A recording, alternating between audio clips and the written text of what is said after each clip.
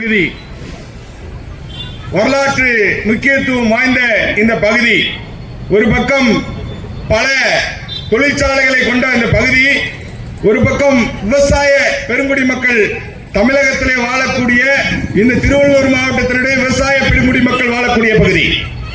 பல பணப்பயிர்களை உற்பத்தி செய்யக்கூடிய பூ, காய்கறி, நெல், வாழை இது போன்ற பயிர்கள் விளையக்கூடிய இந்த பகுதி. ஒரு பக்கம் ஃபேக்டரிஸ் எவ்வளவு இருக்கிறதோ அதே போல விவசாய பகுதிகள், விவசாயிகள் நிறைந்த பகுதி. இந்த பகுதியை தேர்வு செய்து ஏன் தொழிலாளிகளை இன்றைக்கு சந்திக்க வேண்டும் என்ற நோக்கத்தில் இந்த பகுதியை தேர்வு செய்தோம் என்பது இதுதான் காரணம். அதற்காகத்தான் உங்களை இன்றைக்கு நீங்கள் விவசாயிகளாகவும் இருக்கிறீர்கள், விவசாய தொழிலாளிகளாகவும் இருக்கிறீர்கள், பாட்டாளிகளாகவும் இருக்கிறீர்கள், ஏதோ இந்த பகுதியில் வாழக்கூடிய ஆலை தொழிலாளர்களாகவும் இருக்கிறீர்கள். எனவேதான் உங்களை சந்தித்து மே தினம் என்றால் என்ன, இன்றைக்கு என்ன நடக்கிறது, உலக அளவிலே என்ன பித்தலாட்டங்கள் நடந்து கொண்டிருக்கிறது, ஆளுங்கட்சி எதிர்கட்சி, உலக அளவிலே மோடி, ட்ரம்ப் என்றெல்லாம் என்ன நடந்து கொண்டிருக்கிறது என்பதை விளக்க வேண்டும் என்ற நேரத்திலே நாம் யாரோடு இருக்க வேண்டும், யார் நல்லவர்கள், யார் நமக்கானவர்கள் என்பதை குறித்து உங்களோடு கலந்துரையாடுவதற்குத்தான் இந்த பொதுக்கூட்டம். அந்த அடிப்படையிலே இந்த பொதுக்கூட்டத்திலே கலந்து கொண்டிருக்கிறோம், ஏற்பாடு செய்திருக்கிறோம். 1886 எனக்கு முன்னால் சொன்ன தோழர்கள் 1886 சிகாகோ நகரிலே அமெரிக்காவிலே தொண்டு திரண்டு போராடிய 8 மணி நேர வேலை, 8 மணி நேர ஓய்வு, 8 மணி நேர உறக்கத்திற்காக போராடிய தொழிலாளர்கள் துப்பாக்கி குண்டுகளால் கொலை செய்யப்பட்டார்கள். தொழிற்சங்க தலைவர்கள் தூக்கிலிடப்பட்டு கொல்லப்பட்டார்கள். அவர்களுடைய ரத்தத்தால் சிவந்ததுதான் இந்த செங்கொடி. அந்த செங்கொடி தான் இந்திய கம்யூனிஸ்டுகள், உலக கம்யூனிஸ்டுகளின் அடையாளமாக இருக்கிறது என்று எனக்கு முன்னால் பேசிய தோழர்கள் சொன்னார்கள். அந்த அடிப்படையில் தான் சிவந்த செங்கொடி இன்று வரை போராடிய தொழிலாளர் தோழர்களுடைய ரத்தத்திலே சிவந்ததுதான் இந்த செங்கொடி. அதை தான் ஏந்தி வருகிறோம் உங்கள் மத்தியில்.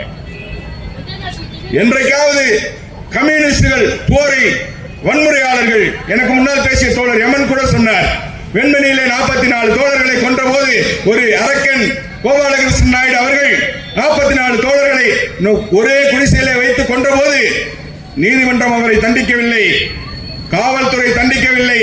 நீதிமன்றத்தில் என்ன கூறினார்கள் என்றால், அவர் பெரிய செல்வந்தர், அவர் கார் வைத்திருக்கிறார், அவர் நாய் வைத்திருக்கிறார், அவர் குடிசை பகுதிக்கு செல்ல மாட்டார், அப்படி சென்று குடிசையை கொளுத்திருப்பார் என்று எங்களால் நம்ப முடியவில்லை. எனவே நாங்கள் அவர் நிரபராதி என்று விடுதலை செய்கிறோம் என்று நீதிமன்றம் சொல்ல போது மக்கள் மன்றத்திலே ஒன்று கூடி புரட்சிகர அமைப்புகளுடைய தோழர்கள் ஒன்று கூடி 44 கூறுகளாக போட்டார்கள் என்று சொன்னார்களே, அந்த வழியிலே தான் புரட்சிகர கம்யூனிஸ்டுகளான இந்த நக்சல்வாரி வழியிலே தான் இந்த புரட்சிகர கம்யூனிஸ்டுகள் அமைப்புகள் இருக்கின்றன.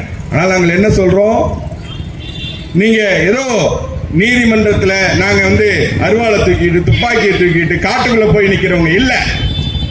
மக்கள் தான் முதலானவர்கள், அவர்கள் தான் புரட்சியை நடத்துவார்கள்.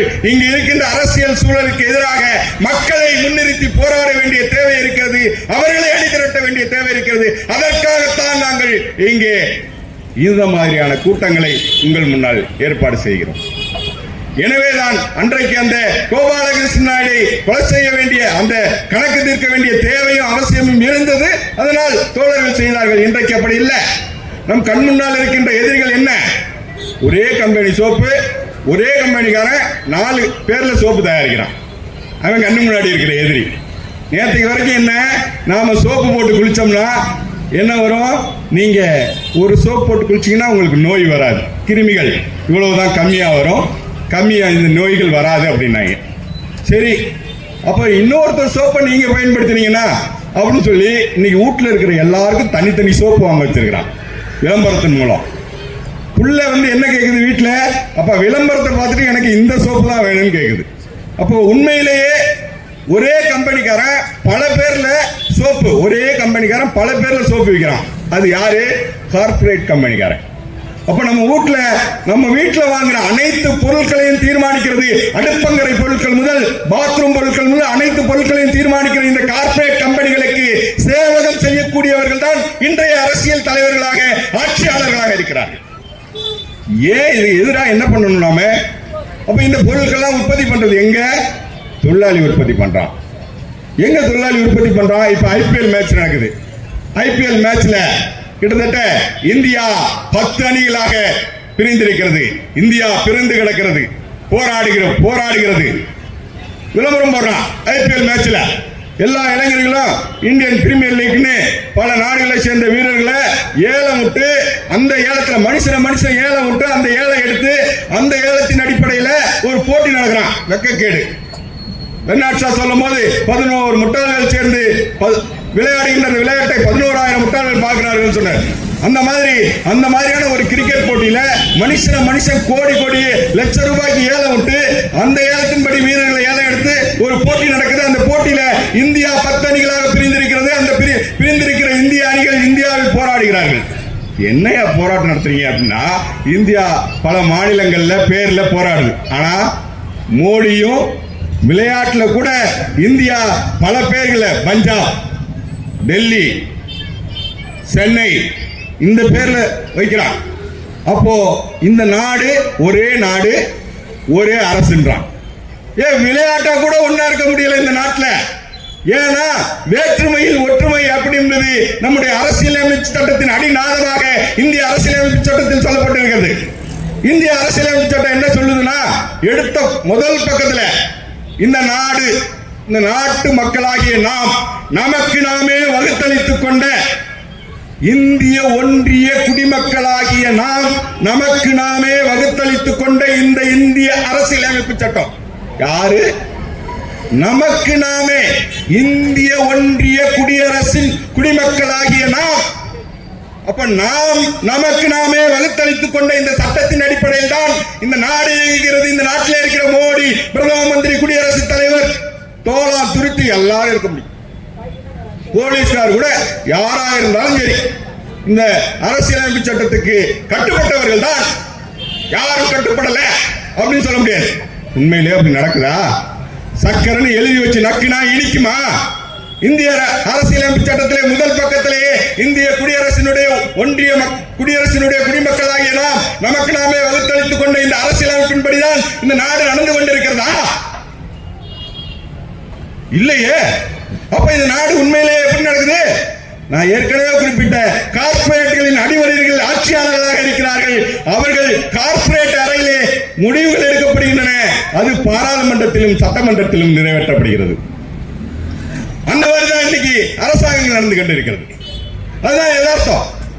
என்ன முக்கியமான முடிவுகளை மோடி அரசாங்கம் பாராளுமன்றத்தில் எடுப்பதில்லை. அனைத்து முடிவுகளும் கார்ப்பரேட் கைகளில் இருக்கின்றது. அரசாங்கத்தினுடைய முடிவுகள், இன்றைக்கு எடுக்கப்படுகின்ற அனைத்து முடிவுகளும் பாருங்க.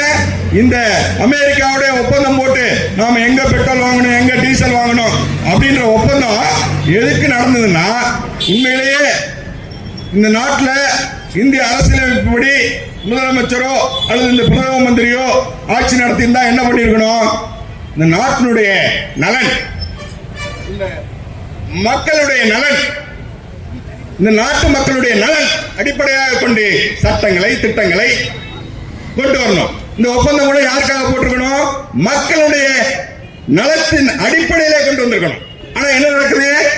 உண்மையிலேயே மக்கள் மீதான அக்கறையிலே அமெரிக்காவோடு ஒப்பந்தம் போடப்பட்டதா என்றால், ஒரு வரலாற்று பேராசிரியர் சொல்ற, உண்மையிலேயே பொருளாதார காரணங்களுக்கு அல்லாத காரணங்களால் அமெரிக்காவோடு ஒப்பந்தம் போடப்பட்டது.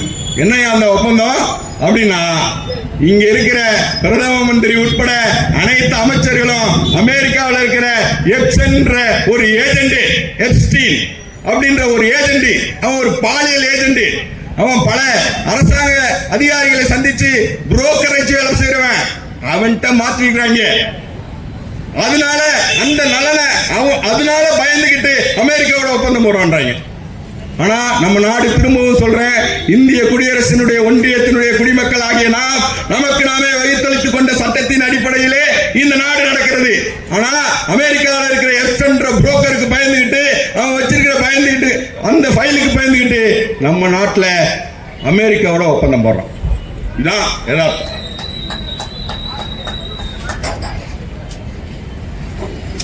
அப்ப இந்த நாடு உண்மையிலேயே நமக்கான நாடாக இருக்கிறதா? நமக்கான அரசியல் தலைவர்கள் உண்மையிலேயே நம்மை ஆண்டு கொண்டிருக்கிறார்களா? இதுதான் யதார்த்தம். இந்த கேள்விதான் நமக்கு எழணும். ஒரு போர் நடக்குது உலகத்துக்குள்ள. ஈரான் மேல அமெரிக்கா போர் தொடுக்கிறான். என்ன போர் தொடுக்கிறான்?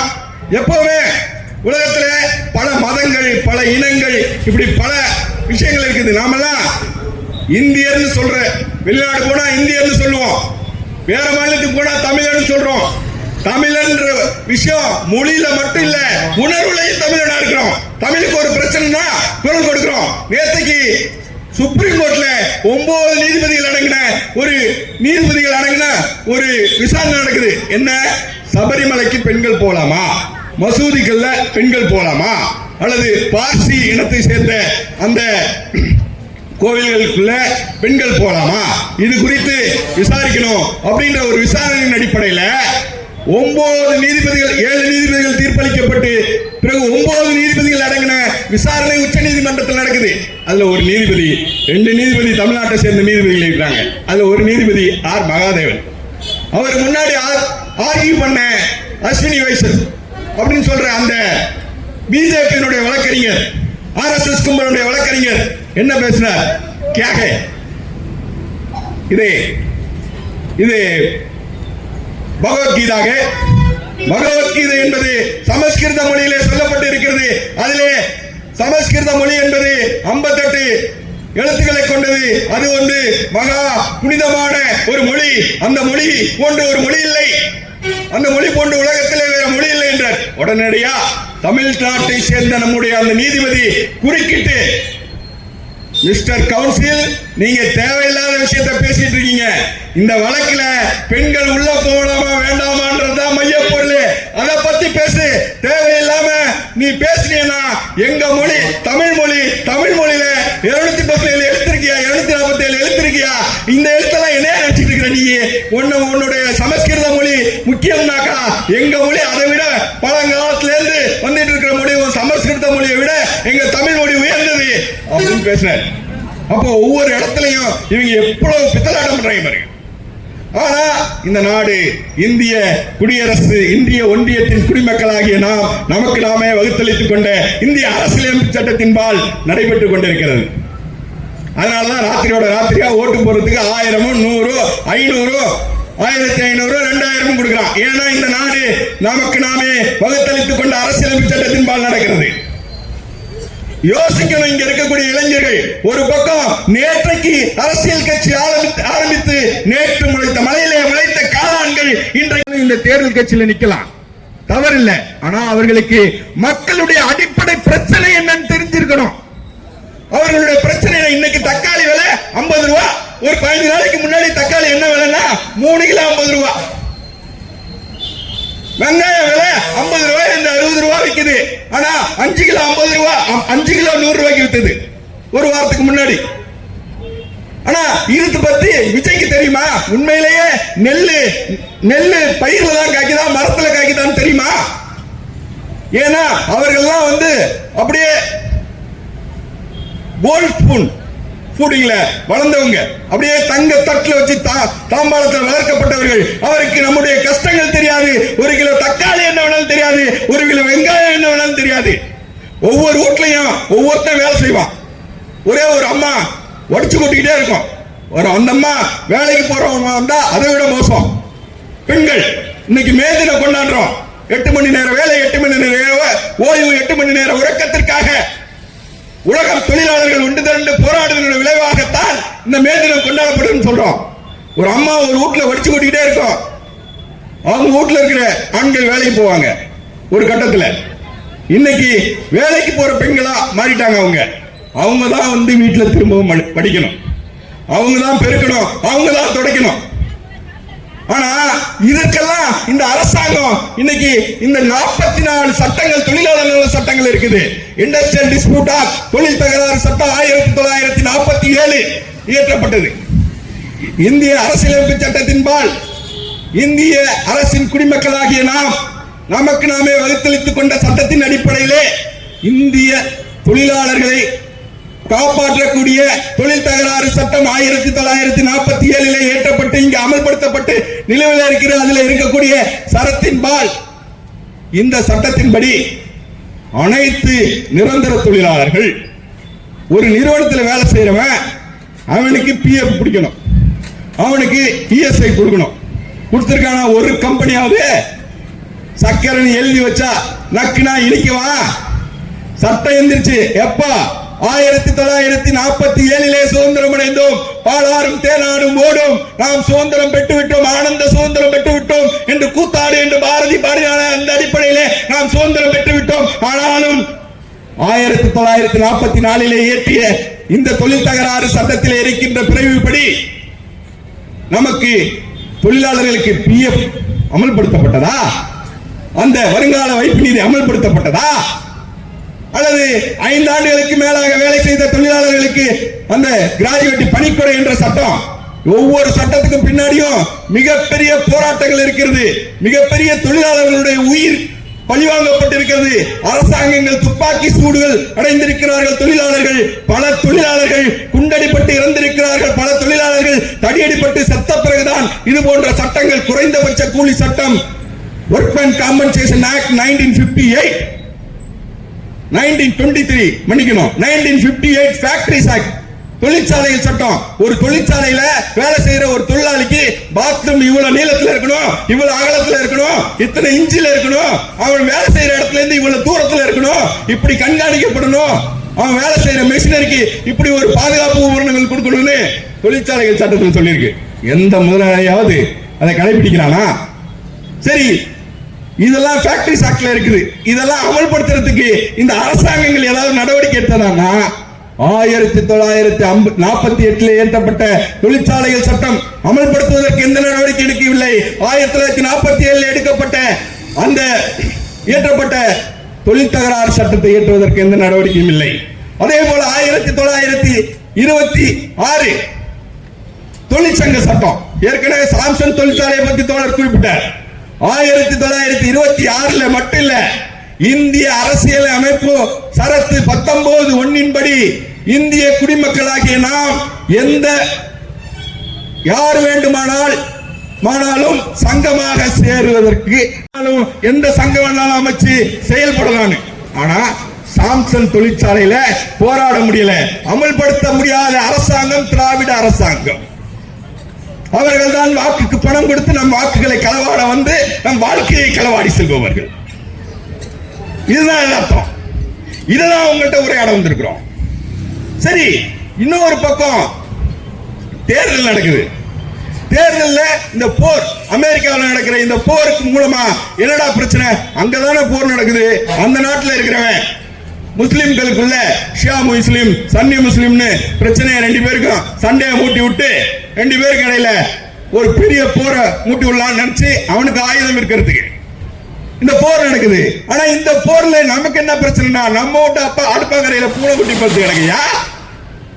அங்க நடக்கிற போர் நம்ம வீட்டுல அடுப்பை அணைத்து விட்டதே, சிலிண்டர் இல்லையே. உஜ்வாலா திட்டம் நாங்க, அந்த திட்டம் நாங்க, இந்த திட்டம் நாங்க, என்னென்ன சீடு போட்டாங்க. இன்னைக்கு சிலிண்டர் இல்ல. தேர்தல் ஒரு அரசியல்வாதி அது குறித்து பேசினானா? சிலிண்டர் தட்டுப்பாடு ஏற்படுகிறது. சிலிண்டர் விலையை தேர்தல் நேரத்தில் கூட பெட்ரோல் விலையை, சிலிண்டர் விலையை உயர்த்த முடிந்தது என்றால் எதனால்? நம்மை போன்ற கேனப்பை ஊர்ல கிறுக்கு பைய தலைவராக இருக்கான். நம்மளை எல்லாம் கேனப்பை ஆகிட்டு இந்த கிறுக்கர்கள் தலைவர்களாக இருப்பதால் தான் இது போன்ற நிலைமை. இதுதான் யதார்த்தம். அப்போ இந்த நிலையில மாற்றுவாங்கன்னா இன்னைக்கு இருக்கிற அரசியல்வாதிகளை நாம் புரிந்து கொள்ள வேண்டும். இவர்கள் எல்லாம் நம்முடைய வாழ்க்கை மாற்றத்திற்கான உண்மையான அரசியல்வாதிகள் அல்ல. அரசியல் என்றால் சம்பாதிப்பதற்கான ஒரு தொழில் என்று அதை தொழில் முறையாளர்களாக வரையை புரிந்தவர்கள். எனவேதான் இவர்கள் நம்முடைய வாழ்க்கையை களவாடி அவர்களுடைய குடும்பங்களுக்கு சொத்து சேர்க்கிறவர்களாக, தங்களுடைய பிள்ளைகளை பதவியிலே ஆள வைப்பவர்களாக இருக்கிறார்கள். இதை மாற்ற வேண்டுமானால், இதை மாற்றுவதற்கு தான் எங்களை போன்ற புரட்சிகர இயக்கங்கள் வீதி வீதியாக உங்களோடு வந்து நின்று குரல் கொடுக்கிறோம், உறவாடுகிறோம், உரையாடுகிறோம், போராடுகிறோம். எனவேதான் இதோ இங்கே அமர்ந்திருக்கிறாரே தோழர் சேல்முருகன் அவர்கள் ஒரு உயர்நீதிமன்றத்தில் மிகப்பெரிய வழக்கறிஞர். அவருடைய ஒரு வழக்குக்கு பல லட்சம் ரூபாய் இங்கே வழக்குக்கு தொகையாக வாங்கி கொண்டு நீதிமன்றத்தில் வழக்காட முடியும். இந்த மாதிரி வீதியில வந்து உட்கார்ந்து அவசியம் இல்ல. இந்த மாதிரி வீதிகளில் வந்து உட்கார்ந்து அவரு நினைச்சாருனாக்கா சொகுசு கார்ல பவனி வரலாம். விஜய் என்ன விஜய், விஜயை விட அப்பா டக்கர் மாதிரி அவர் வாழலாம். விருப்பப்படல. அவர் இந்த மக்களுக்கு பணி செய்து கிடப்பதே என் கடன் என்று மக்கள் வாழ்வதற்காக, மக்களுடைய நலத்திட்டங்களுக்காக தன்னை அர்ப்பணித்துக் கொண்டு குடும்பமாக இதோ இந்த வீதியிலே மக்களுக்காக போராட வந்து களமிறங்கி கிடக்கிறார். இதுதான் இந்த தோழர்களுடைய அர்ப்பணிப்பு. இது போன்ற எண்ணற்ற லட்சம் தோழர்கள் இந்த மண்ணு முழுவதும், இந்தியா முழுவதும் இந்த சமூக இயக்கமான கம்யூனிஸ்ட் இயக்கத்திலே தங்களுடைய இன்னுயிரை ஈந்திருக்கிறார்கள். அவர்களுடைய அடிப்படையில் சிறந்த கொடிதான் இந்த செங்கொடி. அந்த அடிப்படையை தான் உங்கள் மத்தியிலே இந்த மேனாள் கூட்டத்தை நடத்தி கொண்டிருக்கிறோம்.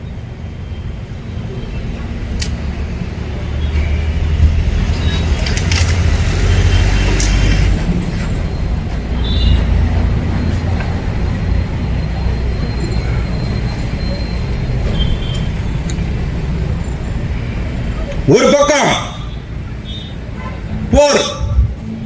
போர்னு ஈரான் மேல போர் தொடுக்கிறான். ஏற்கனவே குறிப்பிட்டது மாதிரி பல ஆயிரக்கணக்கான பேரை இஸ்ரேலோட உளவு பிரிவு மொசாட், இந்தியாவுடைய உளவு பிரிவு ரா, ரிசர்ச் அகாடமி இன்டெலிஜென்ஸ். ரா அப்படின்றது அவங்க நம்ம நாட்டினுடைய உளவு பிரிவு.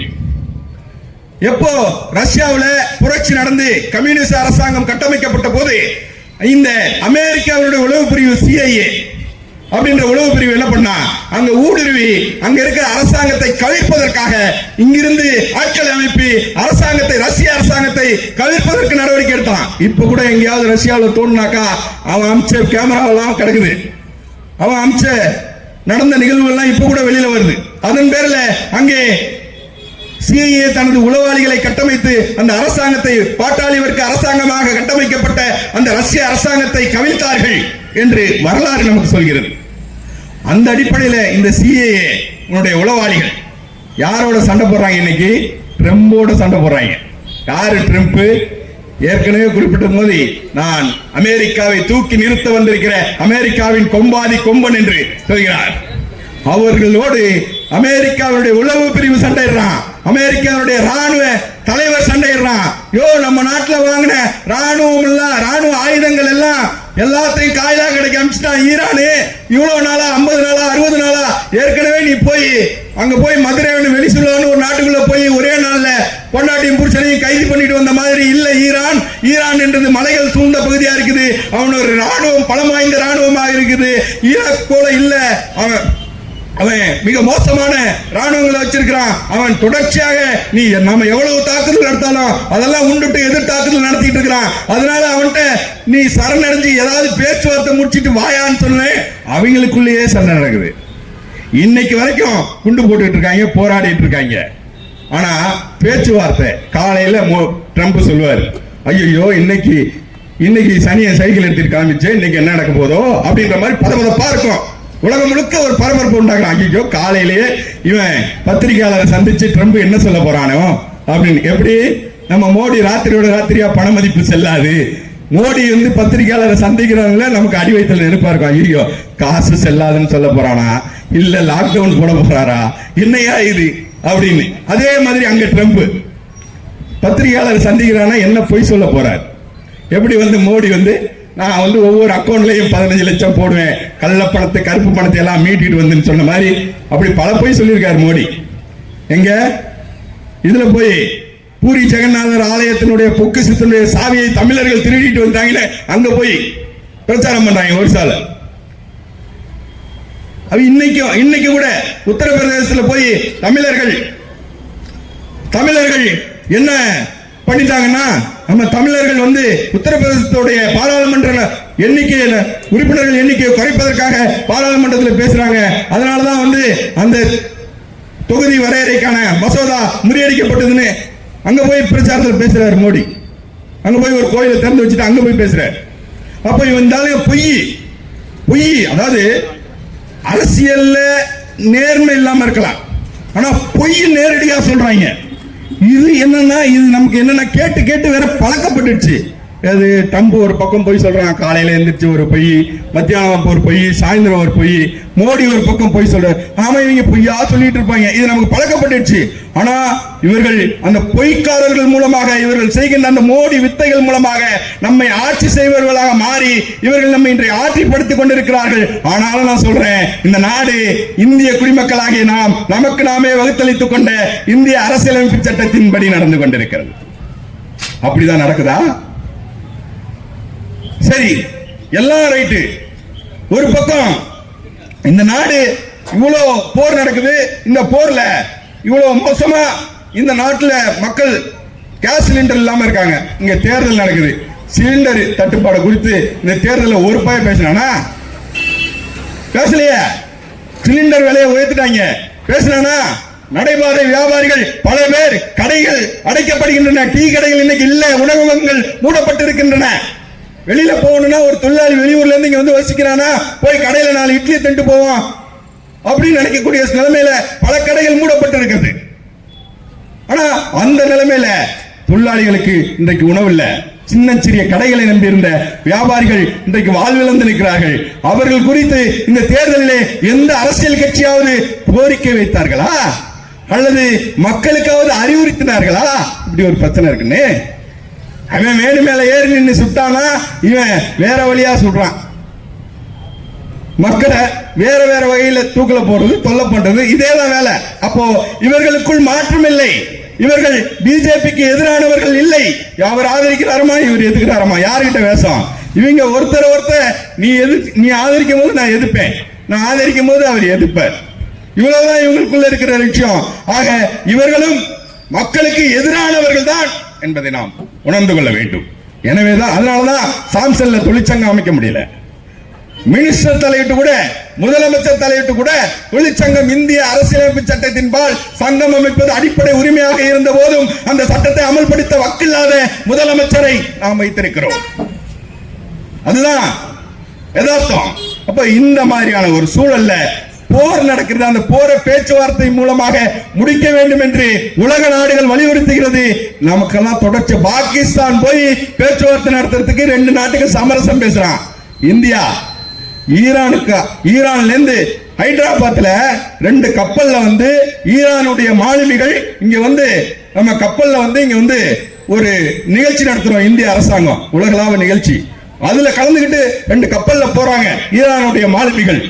அவர்களை இந்திய பெருங்கடல்ல வைத்து தாக்குதல் தொடுத்து அவர்கள் கப்பல் மீது அந்த மாலுமிகளை கொலை செய்கிறார்கள் அமெரிக்கக்காரர்கள். அதற்கு கண்டனம் கூட தெரிவிக்க வக்கற்ற பிரதம மந்திரி நம்முடைய பிரதம மந்திரி. மாறாக சரி, அங்கதான் அந்த நம்ம நாட்டுக்கு வந்துட்டு போனவன், நம்ம வீட்டுக்கு வந்துட்டு போன விருந்தினர் இடையில அடிபட்டு போயிடுறாரு. நாம என்ன பண்ணுவோம்? ஐயோ அடிபட்டியா, என்ன ஆச்சு, இந்த வரேன் ஹாஸ்பிட்டல் போவோம், வா கூட்டு போறேன், ஹாஸ்பிட்டல் வச்சு பார்ப்போம். ஒரு நாட்டுக்கு வந்த விருந்தினர்களை, நம் நாட்டுடைய விருந்தினர்களை நடு கடலிலே வைத்து சுட்டு கொலை செய்த அவர்கள் மீது தாக்குதல் தொடுத்த அமெரிக்காவை கண்டிக்க முதுகெலும்பு இல்லாவிட்டாலும் பரவாயில்லை, அவர்களை மருத்துவமனைக்கு அழைத்து சென்று அவர்களுக்கு சிகிச்சை அளிக்க வேண்டாமா? இலங்கைக்காரன் செய்யறான். தமாதுண்டு நாடு இலங்கை, அவன் போய் செய்யறான். இதை கேட்க துப்புள்ளாத முதுகெலும்பெற்ற பிரதம மந்திரி ஆட்சியாளர்கள் தான் நம்முடைய ஆட்சியாளர்களாக இருக்கிறார்கள். எனவேதான் இவர்களுக்கு வாக்களித்து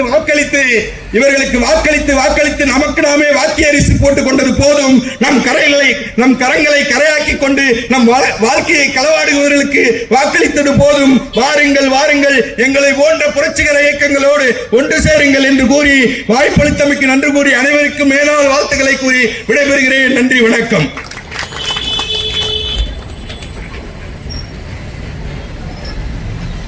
அடுத்ததாக